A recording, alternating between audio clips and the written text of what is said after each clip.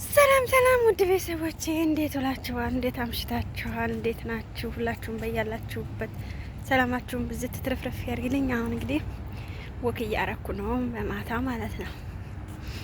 አንዳንዴ ያስፈልጋላ ወክ። ለውፍረትም ቆንጆ ነው፣ ለጤናም ቆንጆ ነው እና ለሁሉም ቆንጆ ነው።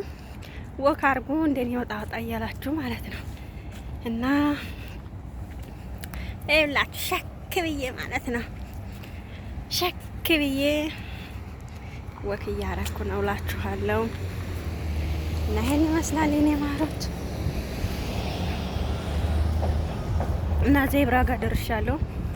ልሻገር ነው ወደዛ ወደዚህ ገልመጥ ያልኩት ማለት ነው። ደግሞ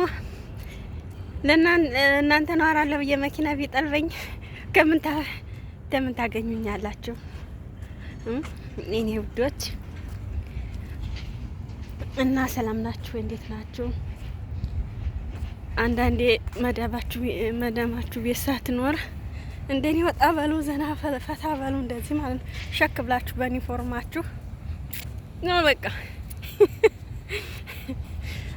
እኔ በዩኒፎርሜ ሸክ ብዬ ይኸው ወኬን እየበላሁ ነው ማለት ነው።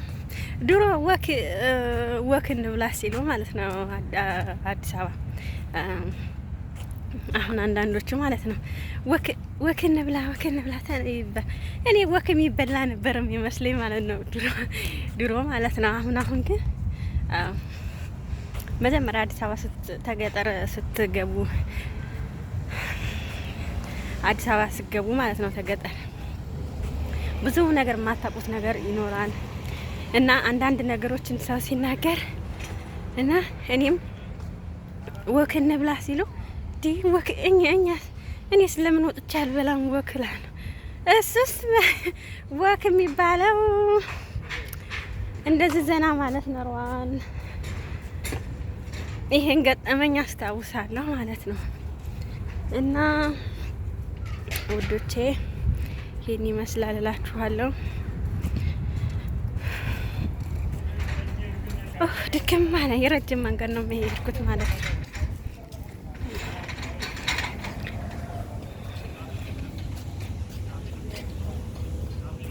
አንዳንዴ ደክማችኋል እኮ እኔ ቤትም ኩሽና ቆሜ ስለምውል ድክም ነው የሚለኝ። ያው ውፍረት ልቀንስ ብዬ ነው። በነገራችን ላይ ውፍረት ልቀንስ ቀንሽ ያስነየ ወፍረሻል ብላችሁኝ የለን። ስለዚህ ቀንሽ ስላላችሁኝ ግዴታ ማታ እንደዚህ መወዝወዝ አለብኝ ማለት ነው። ከእናንተ ጋር እስከምገባ ድረስ ላይፍ ላይ እስከምገባ ድረስ እንደዚህ ወክ እያረኩኝ ውፍረት ቀንሳለሁ። ስፖርት ማሰሩ ልጆች እንደዚህ ወክ አድርጉ፣ ቆንጆ ነው እላችኋለሁ ማሮቼ። እና ምደርስ የምፈለኩበት ቦታ ደርሻለሁ። ትንሽ ነው የቀረኝ። የእንትን መጫወቻው አካባቢ ነው እና ይሄን ይመስላል የኔ ውዶች። ሰላማችሁን ያብዛልኝ። በነገራችን ላይ ሳልነግራችሁ ሰርፕራይዝ ላደርጋችሁ ፈልጌ ነበር እና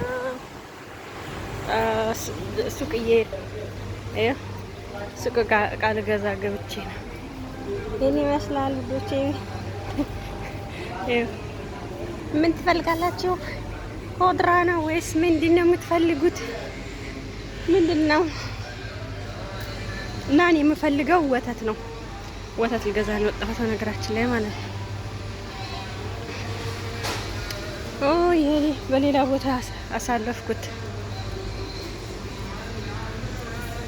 እና በሌላ ቦታ አሳለፍኩት እላችኋለሁ። ወተት ቦታውንም ረስቼ ወሬ ስል እና ይበቃችኋል። ይሄን ያህል ታወራችሁ። ሰላም ሁኑ። ሰላማችሁን ብዝት ያድርግልኝ። የሰፈራችን ሱቅ ይሄን ይመስላል።